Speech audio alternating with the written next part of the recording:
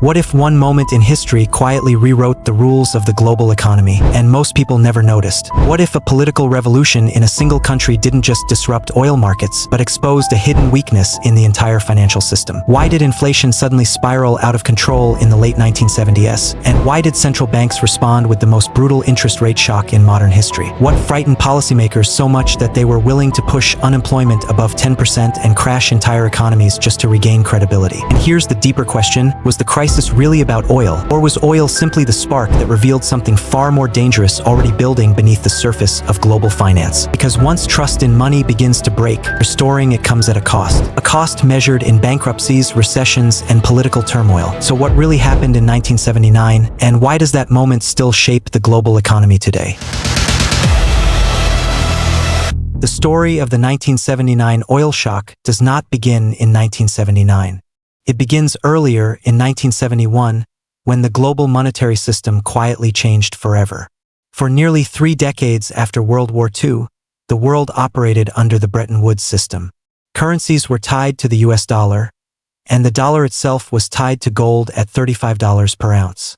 It was a system designed to bring stability after the chaos of depression and war. But by the late 1960s, cracks had begun to appear. The United States was spending heavily, financing the Vietnam War while expanding domestic programs at home. Dollars were flowing across the world faster than gold reserves could support them. Foreign governments began exchanging their dollars for gold, and the U.S. gold reserves started draining. Facing the possibility of collapse, President Richard Nixon made a decision that changed the financial architecture of the modern world. In 1971, he suspended the dollar's convertibility into gold.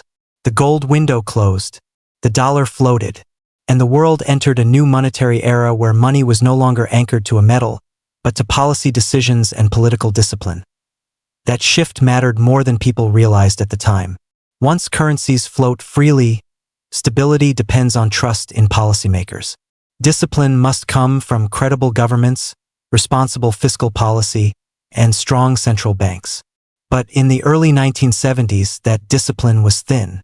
Inflation had already begun creeping upward across advanced economies. Governments were spending aggressively. Central banks were cautious about tightening policy too much, fearing unemployment and political backlash. Then in 1973, the first shock hit. After the Yom Kippur War, oil-producing nations in OPEC imposed an embargo against the United States and several Western countries. Oil prices quadrupled almost overnight. Energy costs surged through the global economy. Inflation accelerated rapidly. But the embargo did not create inflation. It amplified something already building. By the mid-1970s, advanced economies were facing something economists once believed impossible: high inflation and high unemployment at the same time. Stagflation. The economic models policymakers relied on suddenly stopped explaining reality. In the United States, inflation climbed above 11% in 1974. It cooled slightly afterward, but never returned to the stability people had grown accustomed to in the 1950s and 1960s. Confidence in the dollar weakened quietly. Markets became uneasy. Yet policymakers believed the situation was manageable. They treated inflation as temporary, something that could be nudged downward with careful adjustments. What they underestimated was psychology. Inflation is not only about prices. It is about expectations. Once workers begin to believe prices will keep rising, they demand higher wages. Businesses anticipating higher wages raise their prices in advance. The cycle feeds itself. The longer inflation persists, the more deeply these expectations become embedded in the economy. By the late 1970s, this psychological shift was already underway, and the global financial system was far more fragile than it appeared. Then came 1979. In early 1979, Iran erupted into revolution. Months of protests, strikes, and political turmoil forced the Shah to flee the country. Soon after, Ayatollah Ruhollah Khomeini returned from exile and transformed Iran into an Islamic republic. The political consequences were enormous, but the economic shock was immediate. Iran was one of the world's largest oil producers. The revolution disrupted its oil production dramatically. Global supply suddenly fell by roughly 4 to 5%. That number may sound small, but oil markets operate on razor-thin margins.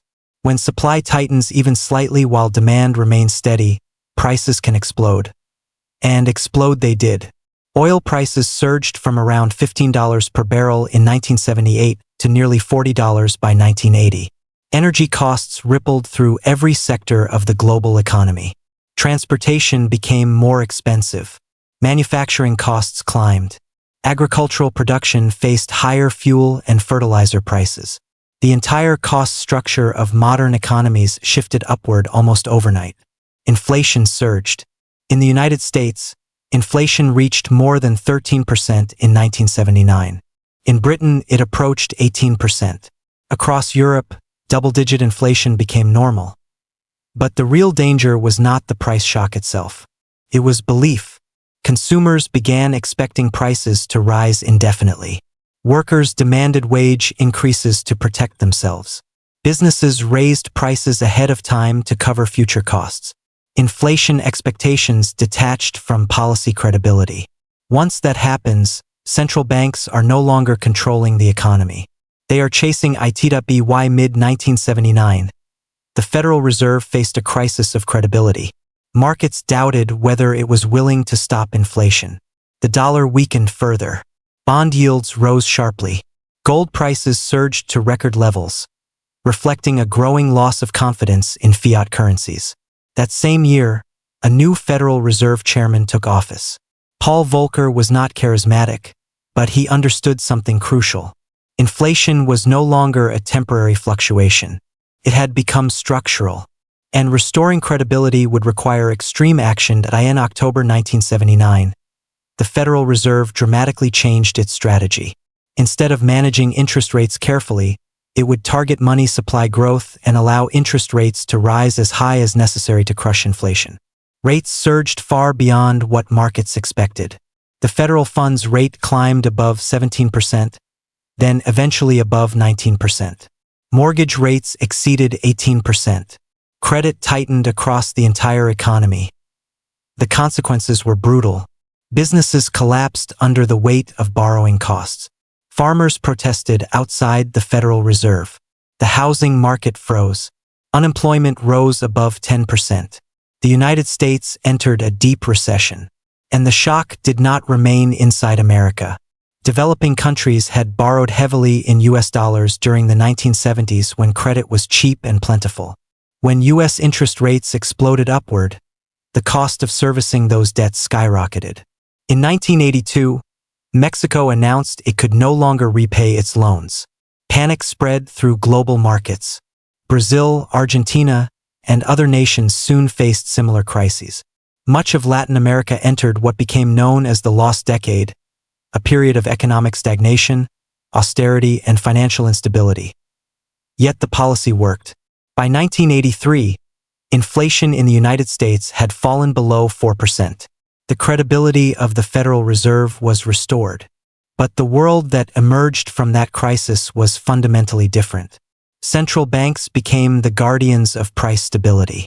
Inflation control became the primary objective of monetary policy. And global finance increasingly revolved around interest rates, capital flows, and central bank credibility. The 1979 oil shock was not just an energy crisis. It was the moment the modern financial system confronted its own fragility. It proved that once inflation expectations break loose, restoring stability requires sacrifice. Recessions become the price of credibility. That lesson still shapes economic policy today. The global economy may look very different now, but the structural pressures remain the same. Energy shocks still ripple through markets. Debt levels are even higher. Inflation psychology still matters, and central banks remain the last line of defense. Every financial system eventually faces its test. In 1979, the world faced one of its most important tests, and the rules of global finance were rewritten in the process. History doesn't repeat, but if you don't understand it, it will crush you all the same. If this gave you a new perspective, hit subscribe. History has the answers.